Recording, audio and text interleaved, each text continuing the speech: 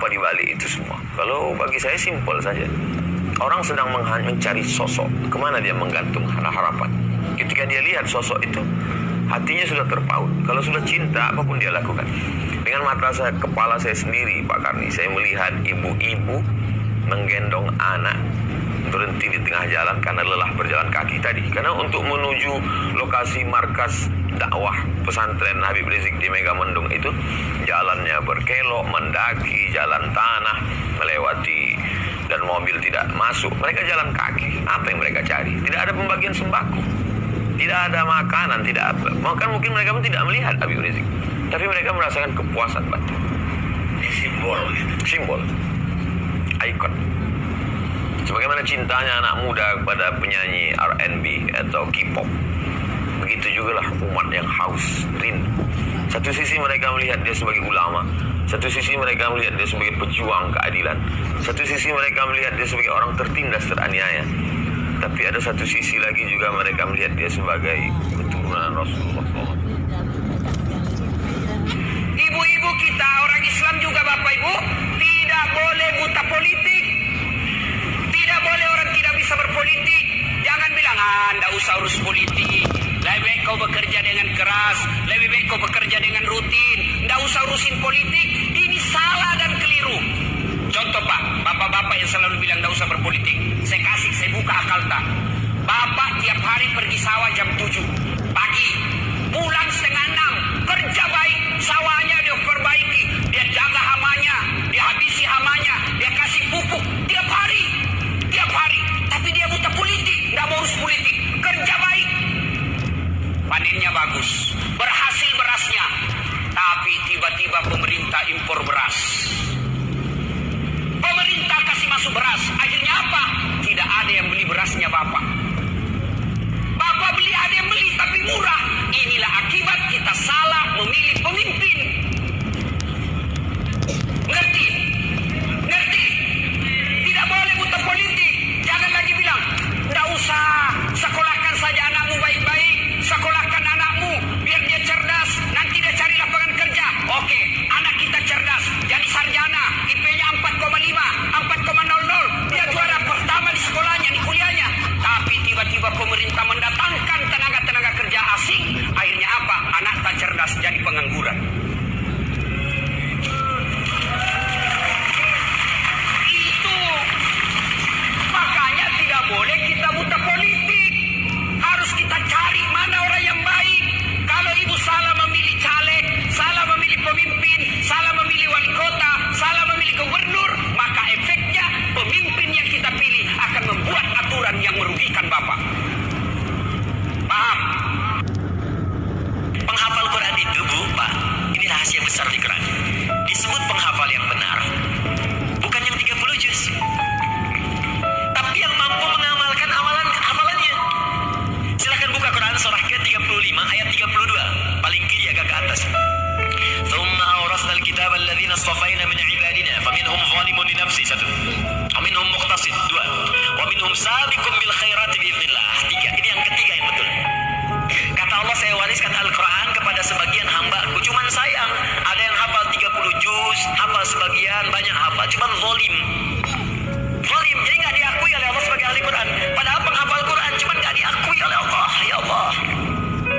Zalim itu menempatkan sesuatu bukan pada tempatnya. Gelas untuk minum, gayung untuk mandi. Ada orang minum pakai gayung, mandi pakai gelas. Zalim.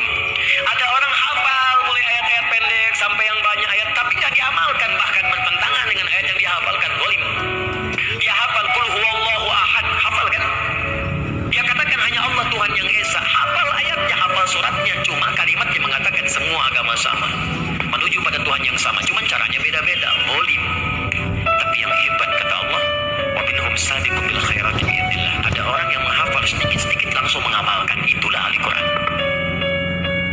Hafal ayat untuk riba, tinggalkan riba. Hafal ayat jujur, praktekkan jujur. Hafal ayat untuk toleran, praktekkan toleransi dengan cara yang benar. Lakum dinukum waliyadin, bahas, hafalkan, praktekkan. Itulah ahli Quran. Kalau hafal 30 juznya sempurna, kemudian dia berusaha mengamalkannya. Jadi berusahalah Pak Bu dari sekarang, hafal pelan-pelan. Mudah-mudahan sedang mengulang, tiba-tiba datang malaikat maut. Saking kita sedang tenang ya baca Quran, gak sadar tiba-tiba meninggal. Makanya panggilannya tenang ya, ya Tuhan nafsul mutmainnah. Baca. Gak apa-apa, jangan dibayangkan 30 juz dulu, tidak. Belajarnya ikhtiarnya. Patok dulu misalnya juz amma sekarang, dari ad-duha ke bawah, setelah hafal ad-duha ke atas sampai an-naba, pelan-pelan baca. Hafalkan sampai status kita saat meninggal sebagai ahli Al-Quran. Allahu a'lam sampai di ayat yang mana kita pulang kepada Allah Subhanahu wa taala. Al-ghulul, memakan duit negara, artinya bahasa wahidnya korupsi. Harta negara nah mestinya untuk dibagi-bagi kepada orang banyak, diambil. Itu marahnya adalah gulul. Ini adalah. Masih ingat kita kisah pembantu Rasulullah, khadamnya Rasulullah yang bernama Karkarah. Khadamnya Rasulullah Karkarah karena waktu peperangan umpat lawan Nabi jauh berperang. Umpat berperang sama orang kafir. Ditumbak oleh orang kafir, rabahnya mati. Jadi orang untung Karkarah mati syahid. Jadi Nabi napa? La huwa finnar, dia masuk neraka. Bingung sahabat, kenapa masuk neraka? Maka matinya mati fisabilillah, mananya pembantu hidupnya melayani Rasulullah. Kenapa dia mati masuk neraka wahai Rasulullah? Kata sahabat, karena dia ada mengambil harta negara yang belum dibagi. Harta pempasan perang itu harta negara. Sekalinya diperiksa, dia menyembunyikan selembar selimut di dalam kainnya, di dalam bajunya. Selembar selimut itu disembunyikannya. Ampun negara nih. Selembar selimut itu berapa harganya? Jadi Nabi huwa finnar, dia di neraka. Padahal matinya dibunuh orang kafir berperang lawan Rasulullah. Cuma karena selembar selimut mengambil harta negara, huwa finnar. Apalagi sebuah sepeda motor, bayangkan sembahyang sudah kada karuan, beribadah kada karuan, korupsinya luar biasa. Nah itu sebuah khatimah agama. Jadi mohon yang terakhir saya ingin sampaikan, tidak ada kesuksesan tanpa kerja keras, tidak ada kesuksesan tanpa perjuangan, dan tidak ada kesuksesan tanpa dorongan doa dari kedua orang tua kita. Jadi pada hari ini Anda ucapkan selamat, Anda mintakan maaf kepada orang-orang tercinta yang berkontribusi atas kesuksesan pendidikan kita. Hati-hati memperlakukan kedua orang tua. Saya tahu di sini ada master hukum, saya tahu di sini ada master manajemen, saya tahu banyak prodi yang ada di sini dan memiliki tata kelola yang sangat baik. Maka itu salah satunya didukung oleh perilaku Anda setelah lulus. Pada saat Anda berinteraksi dengan kedua orang tua, jangan menggunakan pasal hukum. Pada saat ibu mengatakan, saya mau ketemu, kamu pulang, maka Anda akan mengatakan, mah tidak boleh memaksa, karena ada pasal hukumnya. Nggak ada itu, tidak berlaku untuk kedua orang tua. Pada saat Anda diminta membantu kedua orang tua, Anda jangan menggunakan manajemen yang efektif. Tidak ada manajemen dalam hubungan dengan orang tua, kecuali penghargaan, penghormatan, dan tempatan dia sebagai di tempat yang paling sempurna sebagai kedua orang tua kita. Saya hanya ingin mengulang dengan cerita yang lama, tetapi ternyata ini memberikan sebuah inspirasi bagi kita.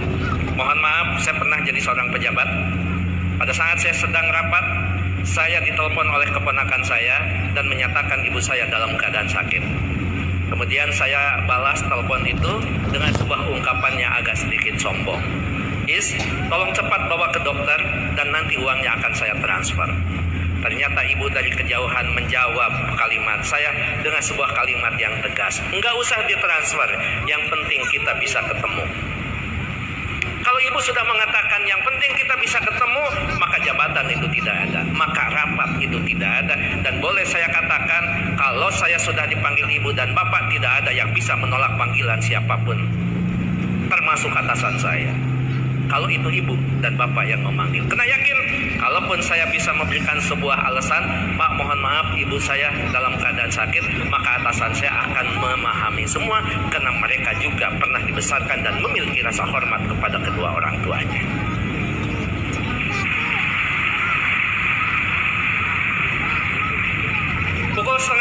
9 malam saya pulang. Dan saya sama seperti Anda, mungkin saya lebih kampung daripada Anda yang hari ini di wisuda.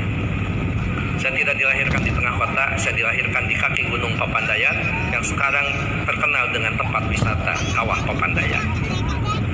3 jam saya sampai di rumah, setengah 12 saya sampai di rumah. Ternyata ibu dalam keadaan segar bugar, tetapi saya tidak menunjukkan perasaan suudon kepada ibu. Kenapa? Ternyata di situ ada hikmah.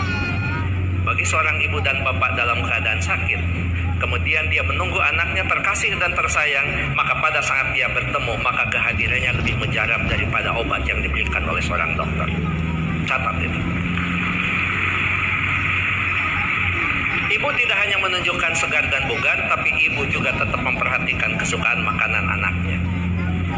Saya dimasakkan sayur kacang merah, saya digorengkan asin peda, saya dibuatkan sambal terasi, dan saya juga dibakarkan pete.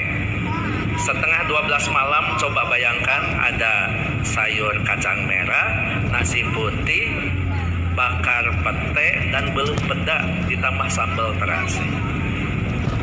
Boleh dibayangkan setelah wisuda. Setengah 12 malam saya disuguhi makanan itu, maka tidak ada kalimat yang bisa diucapkan kepada ibu selain mengucapkan terima kasih. Padahal saya tidak biasa makan malam, kecuali makan nasi di waktu malam. Ya saya makan, saya tidak pernah mengatakan, "Amah, ngapain masak? Kan kata dokter paling tidak 3 jam sebelum tidur kita boleh makan." Ini mau tidur setengah 12, ngapain masak? Bagaimana perasaan ibu pada saat seorang anak yang dia tunggu, yang dia masakan, kemudian anak berargumentasi dengan sebuah ilmu di mana ibu tidak paham tentang ilmu itu? Menyakitkan. Iya, saya makan dan saya berdoa mudah-mudahan ini jadi obat. Begitu saya lirik dari sudut mata saya, ibu kelihatan